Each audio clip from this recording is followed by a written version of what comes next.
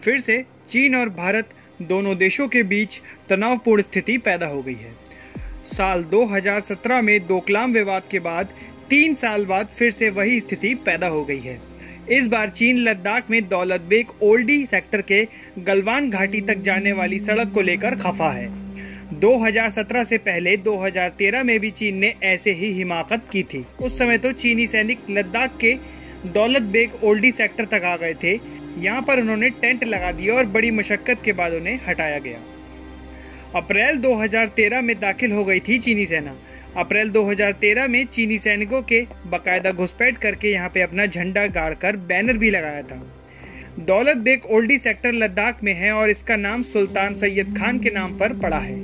लद्दाख और कश्मीर पर आक्रमण के बाद जब वे वापस लौट रहे थे तभी उनकी मौत हो गई थी। दौलत बेग ओल्डी पर एक हवाई पट्टी है और यहाँ दुनिया की सबसे ज्यादा ऊंचाई 16,614 फीट पर स्थित है।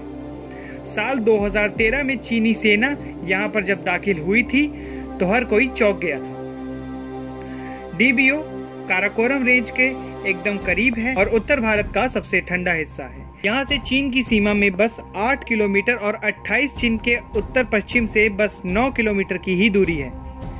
इसके करीब ही इंडियन आर्मी का सियाचिन बेस है।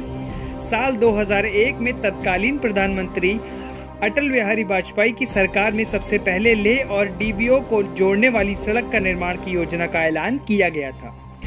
इस हिस्से में तापमान सर्दियों में -55 डिग्री तक नीचे चला जाता है और ना तो इस हिस्से पे कोई जंगली जानवर है और ना ही किसी प्रकार के पेड़ और पौधे।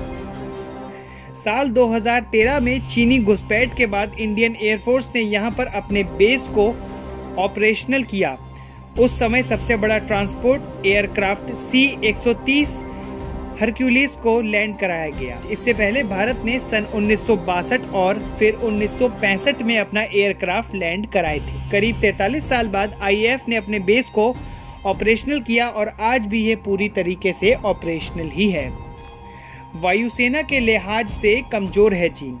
भारत और चीन दोनों ही देश के पास बड़ी सेनाएं हैं और चीन की थल सेना और भारत की थल सेना में संख्या के हिसाब से मामूली सा ही अंतर है, लेकिन वायुसेना की ताकत के लिहाज से IAF को चीन से मजबूत माना जाता है। 2013 की घटना से पहले चीन ने लाइन ऑफ एक्चुअल कंट्रोल तक सड़कें बनाना शुरू किया। इसके बाद भारत के LAC के करीब अपनी 3 एयर स्ट्रिप का निर्माण किया। चीन जानती है कि IAF के LC के करीब होने से युद्ध के समय उसे भारी नुकसान हो सकता है।